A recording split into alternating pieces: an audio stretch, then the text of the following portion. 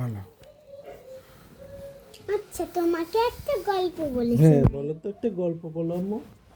এক দেশে ছিল হুম এক রাজা, হুম এক মেয়ে, এক ছোট্ট মেয়ে। হুম বড় মেয়ে খুবই দুষ্ট ছিল, হুম। ছোট্ট মেয়ে খুবই ভালো ছিল।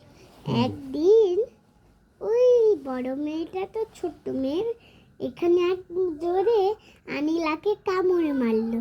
হুম। ছোট্ট মেয়েটা, তারপর? তার ছোট্ট মেয়েটার নাম ছিল আয়রা। হুম।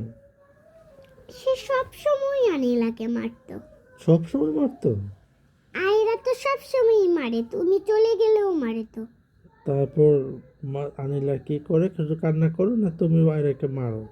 না, তারপর আমি কান্না করি, আমি আয়রাকে তারপর একটুও মারি না।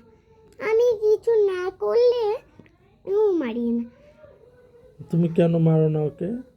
কারণ ও তো ছোট বোন, ও মারলে ব্যথা পাবে।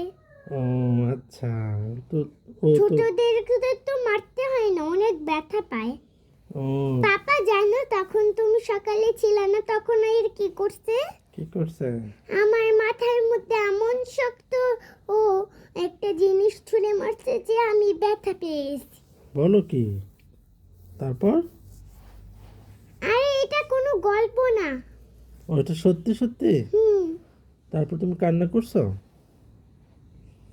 হ্যাঁ, তারপর খুবই ব্যথা পাইছিলাম যে এটা সত্যি সত্যিই হয়েছে। তারপর আয়রাকে কি করছো তুমি? তারপর আয়রাকে আমি একটুও মারি নাই। ও আচ্ছা। আয়রাকে আমি কিছুই করি নাই, তবুও মারলো। তবু মারলো না? ও তো দুষ্ট, ভালোই দুষ্ট। ও জানি এটা কার থেকে